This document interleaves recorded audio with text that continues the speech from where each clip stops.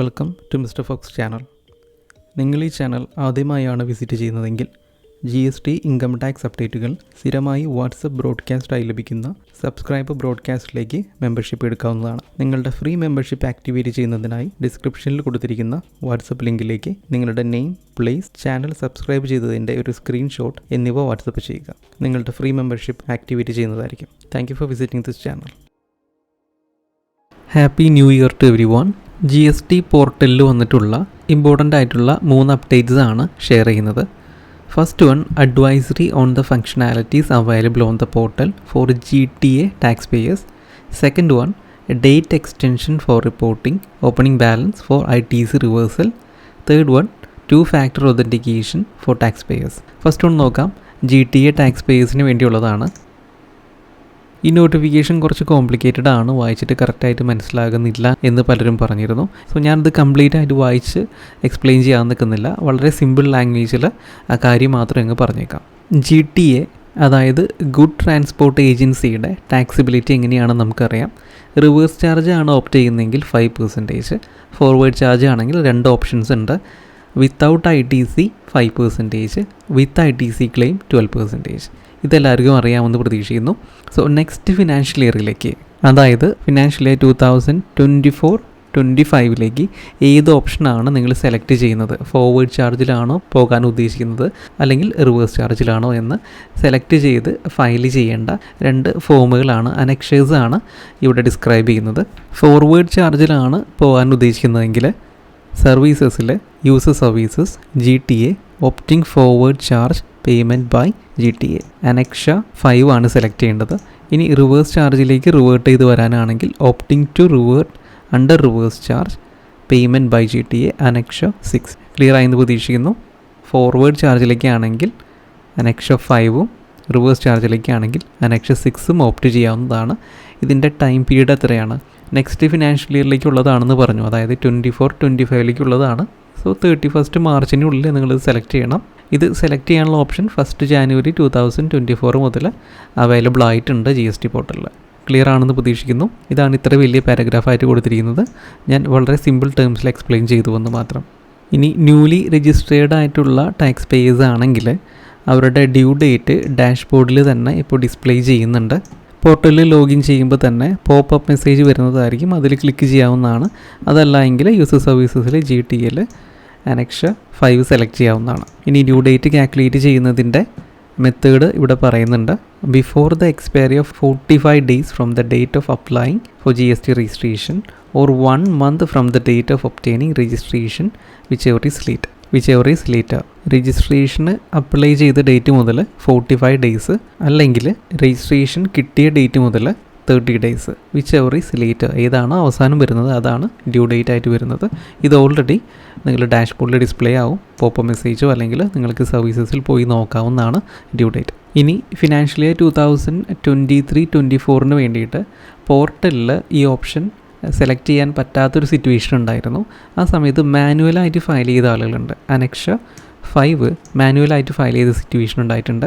അങ്ങനെയാണെങ്കിൽ ആ അനക്ഷ 5 നിങ്ങൾക്ക് അപ്ലോഡ് ചെയ്യാവുന്നതാണ്. രണ്ടാമത് നിങ്ങൾ അനക്ഷ 5 ഫയൽ ചെയ്യേണ്ട ആവശ്യമില്ല. പക്ഷേ ഇതിൻ്റെ ഒരു കോപ്പി, അക്നോളജ്ഡ് കോപ്പി നിങ്ങൾക്ക് അപ്ലോഡ് ചെയ്യാനുള്ള ഓപ്ഷൻ അവൈലബിൾ ആണ്. സർവീസസിൽ user services GTA upload manually filed annexure 5 ഈ ഓപ്ഷൻ ഉപയോഗിച്ചുകൊണ്ട് നിങ്ങൾക്ക് അപ്ലോഡ് ചെയ്ത് കൊടുക്കാവുന്നതാണ്. നെക്സ്റ്റ് ഫിനാൻഷ്യൽ ഇയർ 2024-25 വേണ്ടി തന്നെ 27 ജൂലൈ 2023 മുതൽ 22 ഓഗസ്റ്റ് 2023 വരെയുള്ള പീരീഡിൽ ഫയൽ ചെയ്ത ആളുകൾക്ക് വീണ്ടും രണ്ടാമത് ഫയൽ ചെയ്യേണ്ട ആവശ്യമില്ല. അത് വാലിഡ് ആയിട്ട് തന്നെ കണക്കാക്കുന്നതായിരിക്കും. സെയിം ഫോർവേഡ് ചാർജിൽ തന്നെയാണ് നിങ്ങൾ കണ്ടിന്യൂ ചെയ്യാൻ ഉദ്ദേശിക്കുന്നതെങ്കിൽ നിങ്ങൾ അനക്ഷ 5 ഫയൽ ചെയ്യേണ്ട ആവശ്യമില്ല, കണ്ടിന്യൂ ചെയ്യാവുന്നതാണ്. ഇതുവരെ ക്ലിയർ ആണെന്ന് പ്രതീക്ഷിക്കുന്നു. പരമാവധി സിമ്പിളായിട്ട് തന്നെ എക്സ്പ്ലെയിൻ ചെയ്തിട്ടുണ്ട്. കൂടുതൽ ഇൻഫർമേഷൻ ഡീറ്റെയിൽ ആയിട്ട് വേണ്ടവർക്ക് ഇത് വായിച്ച് നോക്കാവുന്നതാണ്. ദെൻ ഇത്രയും മനസ്സിലായി കഴിഞ്ഞാൽ ഒരു കാര്യം കൂടി ശ്രദ്ധിക്കേണ്ടതാണ്. അനക്ഷ 5 നിങ്ങൾ ഓൾറെഡി ഫയൽ ചെയ്ത് കഴിഞ്ഞാൽ നെക്സ്റ്റ് ഫിനാൻഷ്യൽ ഇയേഴ്സിന് വീണ്ടും ഇതേ പ്രോസസ്സ് റിപ്പീറ്റ് ചെയ്യേണ്ട ഒരു ആവശ്യം വരുന്നില്ല. ഫോർവേഡ് ചാർജിൽ നിന്ന് റിവേഴ്സിലേക്ക് നിങ്ങൾ കൺവേർട്ട് ചെയ്യാൻ ഉദ്ദേശിക്കുന്നുവെങ്കിൽ മാത്രം നിങ്ങൾക്ക് അനക്ഷ 6 ഫയൽ ചെയ്യാവുന്നതാണ്. അതല്ലെങ്കിൽ ഓട്ടോമാറ്റിക്കലി നെക്സ്റ്റ് ഫിനാൻഷ്യൽ ഇയേഴ്സിന് സെയിം ഓപ്ഷൻ സെലക്ട് ചെയ്ത് പോയിക്കൊണ്ടിരിക്കുന്നതാണ്. ക്ലിയർ ആണെന്ന് പ്രതീക്ഷിക്കുന്നു. ഇതിൻ്റെ ഡീറ്റെയിൽഡ് നോട്ടിഫിക്കേഷൻ്റെ ലിങ്കൊക്കെ ഇവിടെ കൊടുത്തിട്ടുണ്ട്. നിങ്ങൾക്ക് വേണമെങ്കിൽ ഇതിൽ ക്ലിക്ക് ചെയ്തുകൊണ്ട് ആ ഡീറ്റെയിൽഡ് നോട്ടിഫിക്കേഷനൊക്കെ വായിക്കാവുന്നതാണ്. സംഗതി എന്താണെന്ന് വളരെ സിമ്പിളായിട്ട് ഇവിടെ എക്സ്പ്ലെയിൻ ചെയ്തിട്ടുണ്ട്. ദെൻ നെക്സ്റ്റ് നോട്ടിഫിക്കേഷൻ നോക്കാം. ITC റിവേഴ്സലിൻ്റെ ഓപ്പണിംഗ് ബാലൻസ് റിപ്പോർട്ട് ചെയ്യുന്നതുമായിട്ടുള്ള ഒരു അഡ്വൈസറിയാണ്. ITC റിവേഴ്സൽ ആൻഡ് റീക്ലെയിം ലെഡ്ജറിൻ്റെ ഒരു വീഡിയോ ഓൾറെഡി നമ്മൾ ചെയ്തിട്ടുണ്ട്. ഇതാദ്യമായിട്ട് കേൾക്കുന്നവർ ആ വീഡിയോ ഒന്ന് കണ്ടു നോക്കാനായിട്ട് ശ്രദ്ധിക്കുക. വീണ്ടും അതേ കാര്യം നമ്മൾ എക്സ്പ്ലെയിൻ ചെയ്യുന്നില്ല. എങ്ങനെയാണ് ഇതിൻ്റെ ഓപ്പണിംഗ് ബാലൻസ് റിപ്പോർട്ട് ചെയ്യുക എന്നുള്ളത് ആ വീഡിയോയിൽ ക്ലിയർ ആയിട്ട് മെൻഷൻ ചെയ്തിട്ടുണ്ട്. ഈ നോട്ടിഫിക്കേഷനിൽ ഇത്രയേ പറയുന്നുള്ളൂ. ഓപ്പണിംഗ് ബാലൻസ് റിപ്പോർട്ട് ചെയ്യാനുള്ള ഡേറ്റ് എക്സ്റ്റെൻഡ് ചെയ്തിട്ടുണ്ട്. 31 ജാനുവരി 2024 വരെയാണ് ഈ എക്സ്റ്റൻഷൻ വരുന്നത്. നിങ്ങൾ ITC റിവേഴ്സലിൻ്റെ ഓപ്പണിംഗ് ബാലൻസ് കൊടുത്തത് തെറ്റിപ്പോയിട്ടുണ്ടെങ്കിൽ 3 പ്രാവശ്യം നിങ്ങൾക്കിത് അമെൻഡ് ചെയ്യാവുന്നതാണ്. ആ അമെൻഡ് ചെയ്യാനുള്ള ഓപ്ഷൻ വരുന്നത് 29th ഫെബ്രുവരി വരെയാണ്. ക്ലിയർ ആണെന്ന് പ്രതീക്ഷിക്കുന്നു. റിപ്പോർട്ട് ചെയ്യാനുള്ള ഡ്യൂ ഡേറ്റ് 31 ജാനുവരി വരെ എക്സ്റ്റെൻഡ് ചെയ്തിട്ടുണ്ട്. ഇനി നിങ്ങൾ 31 ജാനുവരിക്ക് മുൻപ് റിപ്പോർട്ട് ചെയ്തിട്ടുള്ള ബാലൻസ് തെറ്റായിരുന്നുവെങ്കിൽ നിങ്ങൾക്കത് 3 പ്രാവശ്യം അമെൻഡ് ചെയ്യാവുന്നതാണ്. അമെൻഡ് ചെയ്യാനുള്ള പീരീഡ് വരുന്നത് 29th ഫെബ്രുവരി 2024 വരെയാണ്. ഇനി ഇതാദ്യമായിട്ട് കേൾക്കുന്നവർക്ക് വേണ്ടി ചെറിയൊരു എക്സ്പ്ലനേഷൻ തരാം. GSTയിലെ പുതിയൊരു ലെഡ്ജർ ഇൻട്രൊഡ്യൂസ് ചെയ്തിട്ടുണ്ടായിരുന്നു. New ledger, namely electronic credit and reclaimed statement. ഇത് എന്തിനു വേണ്ടിയാണ് ഇൻട്രൊഡ്യൂസ് ചെയ്യുന്നത്? സാധാരണയായിട്ട് നമ്മൾ ITC ക്ലെയിം ചെയ്യുന്ന സമയത്ത് GSTR 3Bയിൽ ടേബിൾ 4B2ൽ റിവേഴ്സൽസ് നടത്താറുണ്ട്. പിന്നീട് എലിജിബിലിറ്റി വരുന്ന സമയത്ത് അത് റീക്ലെയിം ചെയ്തെടുക്കാറുണ്ട്. ഏതൊക്കെ ടേബിൾസിൽ? Table 4D1ലും 4A5ലും reclaim ചെയ്തെടുക്കാറുണ്ട്. ഇങ്ങനെ റീക്ലെയിം ചെയ്തെടുക്കുന്ന ITC പ്രത്യേകം ഒരു ലെഡ്ജറിൽ GST പോർട്ടലിൽ നമുക്ക് കാണാൻ സാധിച്ചിരുന്നില്ല.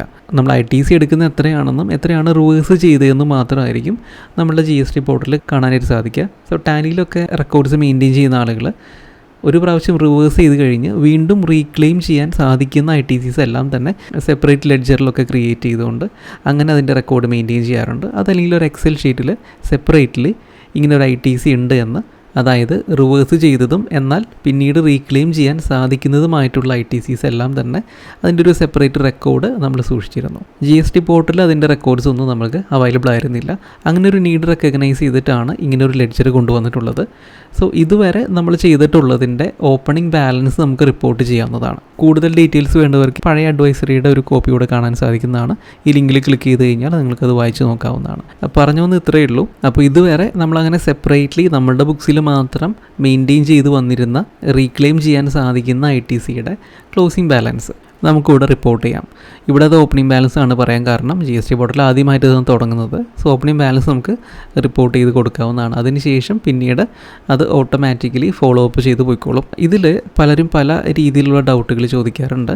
പക്ഷേ ഡൗട്ടുകളൊക്കെ കണ്ടെടുത്തോളം പ്രോപ്പറായിട്ട് മന്ത്ലി റിട്ടേൺസ് ഫയൽ ചെയ്യുന്നതിൽ പറ്റുന്ന മിസ്റ്റേക്കുകൾ കാരണം കൊണ്ട് ഇവിടെയും തെറ്റായിട്ടുള്ള ബാലൻസുകൾ റിപ്പോർട്ട് ചെയ്ത് പോയിട്ടുണ്ട്. തെറ്റായിട്ടുള്ള ബാലൻസാണ് റിപ്പോർട്ട് ചെയ്തതെങ്കിൽ വർക്കിങ്സ് ഒന്നും കൂടി ചെക്ക് ചെയ്യുക. 3 അമെൻഡ്മെൻറ്റ്സ് വരെ ചെയ്യാൻ സാധിക്കുന്നതാണ്. 29th ഫെബ്രുവരി വരെ നിങ്ങൾക്ക് ടൈമുണ്ട്. പ്രോപ്പറായിട്ട് നിങ്ങൾ മെയിൻറ്റെയിൻ ചെയ്ത ഡാറ്റ ഒന്ന് ചെക്ക് ചെയ്തതിന് ശേഷം കറക്റ്റ് ബാലൻസ് റിപ്പോർട്ട് ചെയ്യാവുന്നതാണ്. ചില കേസുകളിൽ നമുക്ക് ഡൗട്ട് വരുമ്പോൾ അത് പ്രോപ്പറായിട്ട് അവരുടെ പോർട്ടലിൽ ചെക്ക് ചെയ്യാതൊന്നും പറയാൻ പറ്റില്ല. ജനറലായിട്ട് പറയാൻ പറ്റാത്ത കുറച്ച് കേസുകളുണ്ട്. അപ്പോൾ അങ്ങനെയുള്ളവർ സെപ്പറേറ്റ് കൺസൾട്ടേഷൻ ബുക്ക് ചെയ്തിട്ട് തന്നെ കോൺടാക്ട് ചെയ്യുക. പ്രത്യേകം ശ്രദ്ധിക്കുക, നമ്മളുടെ വാട്സപ്പിൽ കോൺടാക്ട് ചെയ്യുന്നവർ നമ്മൾ ഫ്രീ സർവീസ് ഒന്നും തന്നെ അവൈലബിൾ അല്ല.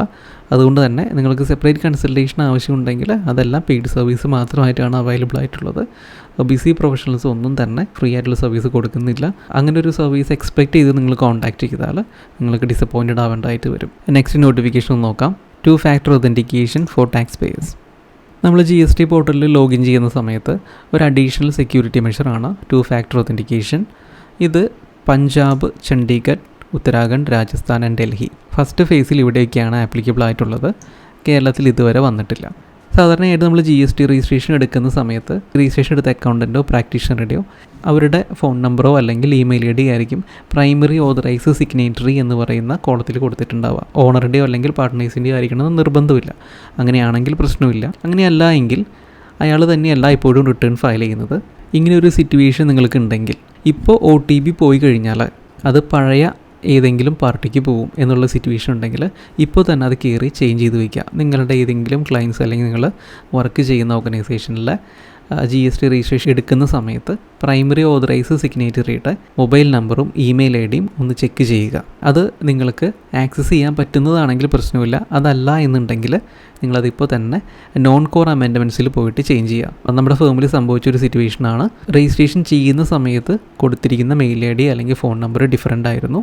നമ്മൾ ലോഗിൻ ചെയ്യാൻ നോക്കിയ സമയത്ത് അതാ ഇങ്ങനെയൊരു മെസ്സേജാണ് വരുന്നത്.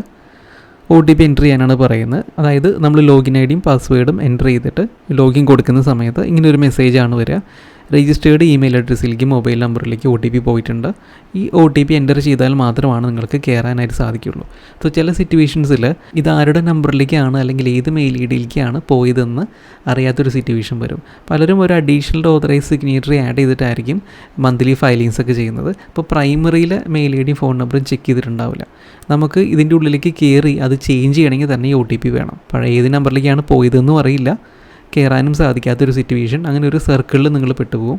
അതിന് മുമ്പേ തന്നെ നോൺ കോർ അമെൻഡ്മെൻറ്റ്സ് എടുത്തിട്ട് അത് ആരുടെയാണെന്ന് ചെക്ക് ചെയ്യാം, അത് മാറ്റി കൊടുക്കാവുന്നതാണ്. ഇത് സൈറ്റിൽ ആക്റ്റീവ് ആയി കഴിഞ്ഞാൽ ഫസ്റ്റ് ലോഗിൻ എന്തായാലും ചോദിക്കും. അതിനുശേഷം പിന്നീട് നിങ്ങൾ സൈൻ ചെയ്യുന്ന ഡെസ്ക്ടോപ്പ് അല്ലെങ്കിൽ ലാപ്ടോപ്പ് ബ്രൗസറൊക്കെ മാറ്റി കഴിഞ്ഞാൽ മാത്രമാണ്, അങ്ങനെ ഇതിൽ ചേഞ്ച് വരികയാണെങ്കിൽ മാത്രമാണ് രണ്ടാമത് OTP ചോദിക്കുന്ന ഒരു സിറ്റുവേഷൻ വരുള്ളൂ.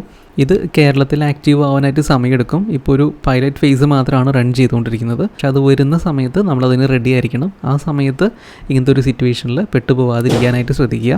നെക്സ്റ്റ് ഇൻകം ടാക്സുമായി ബന്ധപ്പെട്ട ഒരു നോട്ടിഫിക്കേഷനാണ്. ഇത് ഏറ്റവും ലേറ്റസ്റ്റ് ആയിട്ട് വന്നതൊന്നുമല്ല, പക്ഷേ പലരും ശ്രദ്ധിക്കാതെ വിട്ടുപോയിട്ടുള്ള ഒരു കേസായിരുന്നു. നിങ്ങളുടെ പാനും ആധാറും ഇപ്പോഴും ലിങ്ക് ചെയ്തിട്ടില്ല എങ്കിൽ നിങ്ങൾക്ക് സാധാരണ TDS റേറ്റുകളല്ല, മറിച്ച് 20% TDS റേറ്റ് ആയിരിക്കും ആപ്ലിക്കബിൾ ആയിട്ടുള്ളത്. പാൻ ഇന്നോപ്പറേറ്റീവ് ആയിട്ടുണ്ടെങ്കിൽ നിങ്ങൾക്ക് 20% TDS റേറ്റ് വരുന്നതാണ്. ലിങ്ക് ചെയ്ത് കഴിഞ്ഞതിന് ശേഷം മാത്രമായിരിക്കും ഒറിജിനൽ TDS ലാബുകൾ ആപ്ലിക്കബിൾ ആയിട്ട് മാറുക. സോ ഇത് പ്രത്യേകം ശ്രദ്ധിക്കുക. നിങ്ങളുടെ പാനും ആധാറും ലിങ്ക് ചെയ്തിട്ടുണ്ട് എന്ന് ഉറപ്പ് വരുത്തുക. അല്ലെങ്കിൽ ഹയസ്റ്റ് TDS റേറ്റിലായിരിക്കും നിങ്ങളുടെ TDS ഒക്കെ കട്ടായി പോകുന്നത്. ക്ലിയർ ആയി എന്ന് പ്രതീക്ഷിക്കുന്നു. ITR ഫയലിങ്ങിൻ്റെ ഒരുപാട് എൻക്വയറീസ് വരുന്നുണ്ട്. ITR ഫയലിങ്ങിൻ്റെ ബിലേറ്റഡ് ആൻഡ് റിവൈസ് റിട്ടേണിൻ്റെ ഡ്യൂ ഡേറ്റ് ഒക്കെ പാസ്സായിട്ടുണ്ട്. 31 ഡിസംബർ ആയിരുന്നു. ഇനി അങ്ങോട്ടുള്ള ഓപ്ഷൻസ് ITR-U അല്ലെങ്കിൽ സെക്ഷൻ 119 ഫയലിംഗ് ആണ്. അതിനെപ്പറ്റി ഒരു ഡീറ്റെയിൽഡ് വീഡിയോ നമുക്ക് പിന്നീട് റിലീസ് ചെയ്യാവുന്നതാണ്. TDS ഫയലിംഗ് അതുപോലെ തന്നെ ITR-U ഫയലിംഗ് ഇതിൻ്റെ എല്ലാം കോഴ്സസ് അണ്ടർ റെക്കോർഡിംഗ് ആണ്. ഈ മന്ത് എൻഡോടുകൂടി റിലീസ് ചെയ്യാൻ പറ്റുമെന്ന് പ്രതീക്ഷിക്കുന്നു. ഇതുമായി ബന്ധപ്പെട്ട് ഒരുപാട് എൻക്വയറീസ് വരുന്നുണ്ട്. സബ്സ്ക്രൈബർ ബ്രോഡ്കാസ്റ്റിലെ മെമ്പേഴ്സ് ആയിട്ടുള്ളവർക്ക് ഓൾറെഡി നോട്ടിഫിക്കേഷൻ വരുന്നതായിരിക്കും. താല്പര്യമുള്ളവർക്ക് ജോയിൻ ചെയ്യാവുന്നതാണ്. വീഡിയോ യൂസ്ഫുൾ ആയെങ്കിൽ ഷെയർ ചെയ്യുക. Thank you for watching.